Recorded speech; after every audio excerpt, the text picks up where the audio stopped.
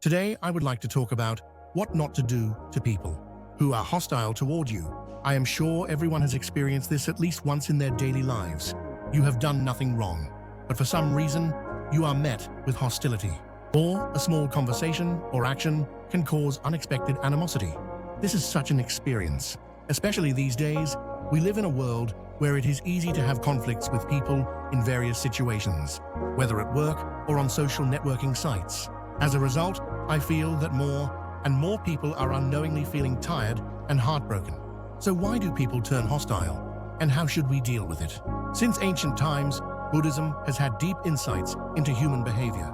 From the time of the Buddha to the present day, people have had similar problems and have sought ways to solve them. In fact, when someone is hostile to us, it is an important learning opportunity for us. It is because the truth of the human heart is hidden there. The Buddha once taught, we all wish to be happy and to escape suffering. In the hearts of those who are hostile toward us, there is actually some kind of suffering or wish hidden inside. From now on, I would like to explain why hostility arises and how to deal with it based on Buddhist teachings. I hope that through this talk, you will be able to find some peace of mind and hints for building better relationships with others. Chapter 1. The nature of the vexation of hostility. We live with a variety of emotions in our daily lives: joy, pleasure, sadness, and sometimes anger or hostility towards someone. In Buddhism, negative emotions such as anger and hostility have been regarded as the most important. Why has Buddhism paid particular attention to the emotion of hostility? It is because hostility is one of the emotions that causes us the most pain. When we harbor hostility towards someone, it is actually ourselves who are hurt and suffer the most. Let me tell you about one of the most famous hostilities. In the history of Buddhism, the story of Ajatasattu. Ajatasattu is known as the man who ascended to the throne. Even after killing his father, the king, he received false teachings from a man named Devadatta, who was a cousin of the Buddha, but who was also hostile to the Buddha, and developed strong hostility toward his father, king. As a result, he imprisoned his father, king, and sent him to death. However, Ajatasattu was tormented by deep regret and anguish afterward. Hostility has this propensity to cascade. So why do we feel hostility? Often it is when we are faced with a situation in which we are not getting our way. For example, when our opinions and ideas are rejected, when the other person does not behave as we expect, or when we feel our position or value is threatened. In these situations, we create feelings of hostility. However, Buddhism teaches that everything is transitory. Hostility is also not something that lasts forever. On the contrary, hostility causes us to lose sight of our true selves. We lose our own peace of mind, as we think only of the other person, criticizing and blaming. There is a hopeful turn in the story of Ajatasattu. He was exposed to the Buddha's teachings, reflected deeply on his own mistakes, and was eventually able to rule his country as a good king. This is a symbolic story that shows how a mind dominated by the emotion of hostility can be transformed into a mind of compassion. In this way, we can all have feelings of hostility, but by recognizing them, confronting them, and overcoming them, we can grow in our hearts. Next, let's take a closer look at how hostility manifests itself in terms of attachment. Chapter 2. 3 forms of hostility generated by attachment. In the previous chapter, we looked at the nature of the emotion of hostility. In this chapter, we will take a closer look at the forms in which hostility is generated, especially from the perspective of attachment. Buddhism teaches that most human suffering is caused by attachment. Attachment is the state in which one is so strongly held on to something that one is unable to let it go. This attachment creates hostility in 3 main forms. The first is the hostility that arises from attachment to what we want. We all have things we want: better position, more income, better reputation, etc. However, if we are too strongly attached to that thing we want to get, we will become hostile toward the person or situation that causes us not to get it. For example, if you are strongly motivated to get a promotion, you may become more antagonistic than necessary toward your colleagues who are your rivals. This is a state in which the obsession with what you want to get causes you to lose sight of your true self. The second is hostility born of attachment to something you don't want to lose. This is even more likely to produce stronger attachment than the first form. The fear of losing what we already have. is more powerful than the fear of not gaining what we have not yet gained. When we feel our position is threatened, when we feel our current happiness is about to be lost, we become more defensive than we need to be. We become more defensive than we need to be, and we become more hostile toward those who might cause us to become defensive. The third type of hostility is that of attachment to the ego. This may be the deepest form of attachment. We all have the feeling that we are right and that we should be accepted. If this attachment to the ego is too strong, it can lead to strong hostility toward those who have different values from our own or do not accept us. Sometimes the person simply thinks differently from you, but you take it as a denial or attack against yourself. These three types of attachment are deeply interrelated. Both the attachment to what you want to get and the attachment to what you don't want to lose are rooted in the attachment to the ego.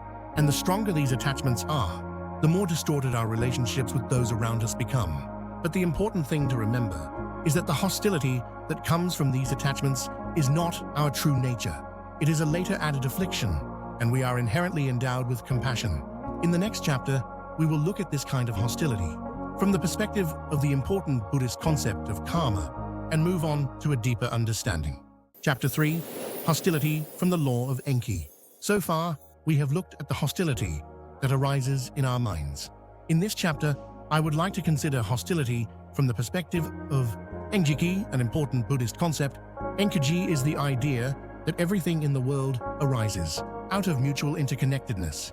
The events we experience every day and the encounters we have with people are all caused by a complex interplay of various factors, and adversarial relationships are also born out of this law of karma. To understand this, let us consider the relationship between the Buddha and Devadatta. Devadatta is the same person who was mentioned earlier in the story of Ajatasattu. He is known as someone who, although a cousin of the Buddha, remained hostile to the Buddha throughout his life. However, the Buddha called Devadatta a friend because through his relationship with Devadatta, he was able to show many people his important teachings. Even his relationship with his adversary was used as a path to enlightenment for people. This has an important implication for us. When someone turns against us, it is not mere coincidence. There is always some meaning behind it, some hidden lesson that we need to learn. For example, when someone turns hostile toward us at work, it may be a mirror of our unacknowledged arrogance within us. When pressure arises in a relationship with a family member, it may be an opportunity to look at the attachments and expectations within us.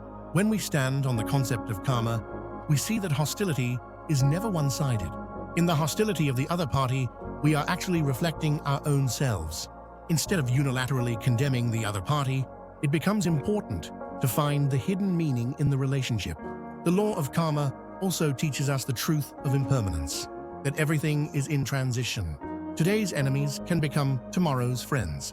In fact, the history of Buddhism is replete with examples of relationships that transformed from intense hostility to deep trust. In this light, an adversarial relationship with someone may actually be an important learning opportunity given to us. It is in these relationships that we can look deeply into ourselves and grow emotionally. This does not mean, however, that we should just accept the adversarial relationship. In the next chapter, we will look at how to actually face and deal with hostility and look at specific practices based on compassion. Chapter 4. Dealing with hostility, practicing compassion. In the previous chapter, we have looked at hostility from the perspective of auspiciousness. In this chapter, I would like to talk about specific ways to deal with it, focusing especially on what not to do. First of all, let me tell you what you should never do when hostility is directed at you. That is to immediately fight back. When someone is hostile toward us, our mind instinctively wants to fight back. But following that impulse will only create a chain of further hostility. The Buddha said, hatred is never extinguished by hatred. Hatred is extinguished only by compassion. Counterattacks may give temporary satisfaction, but they will always increase suffering in the long run. The second thing we must not do is blow the other person's faults around.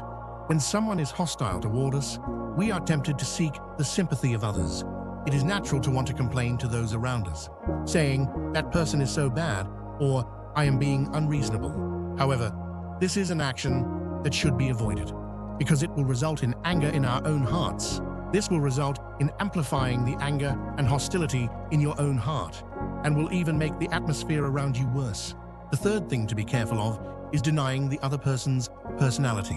When hostility is directed towards someone, it is tempting to deny everything about them. However, Buddhism teaches that everyone has the potential to become a Buddha. Even if you have a problem with some of their words or actions, you should never deny their very existence. This not only hurts the other person, but it also wreaks havoc on your own mind. Fourth, building up hostility in your own heart is another behavior to avoid. To continue to endure hurt feelings of hostility from someone without showing. It is actually a bad coping strategy. The stored hostility will eventually erupt in another form, or manifest itself as a physical or mental disorder. So how exactly should we deal with them? The Buddha taught the importance of treating others with compassion. Compassion here does not mean a passive attitude. It is an attitude of actively trying to understand the other person, and at the same time, it is wisdom to protect one's own mind. As a practical response, instead of reacting immediately to what the other person says or does, try to pause for a moment. This is not just patience, but an important moment to calm your mind and look at the situation objectively.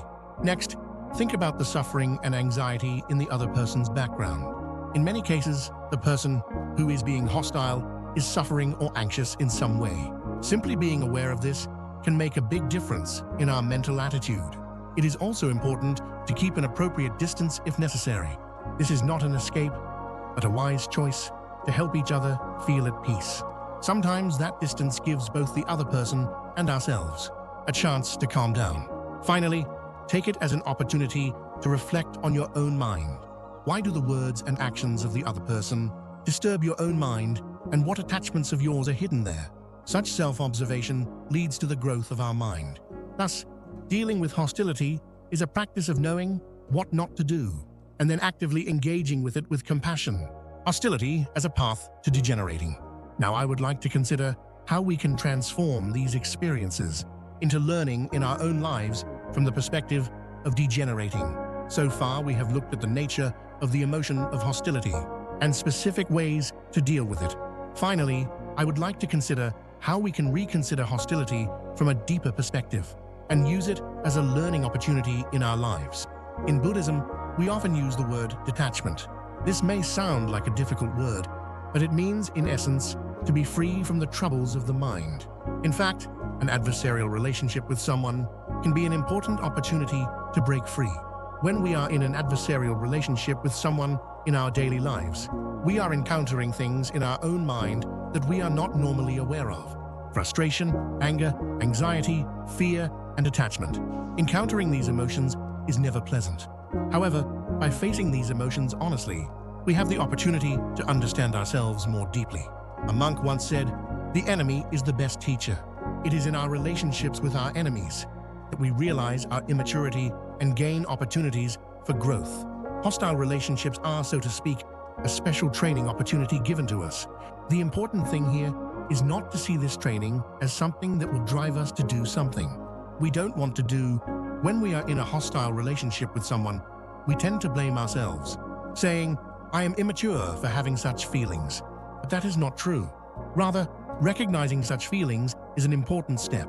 Since the time of the Buddha, many people have struggled with hostile relationships. Through their experiences, they have found the way to liberate their minds. In the same way, we can learn and grow through adversarial relationships. Specifically, it is important to have the following perspectives. First, when you are in a hostile relationship with someone, instead of seeing it as an unfortunate event to be avoided, take it as an opportunity to reflect on yourself. Instead of being swayed by what the other person says or does, pay attention to your own emotional state at the time. It is also important to accept the emotions that arise in an adversarial relationship as part of yourself, rather than denying them as something to be erased. This is by no means a matter of being emotionally driven. Rather, honestly acknowledging those feelings allows us to deal with them appropriately.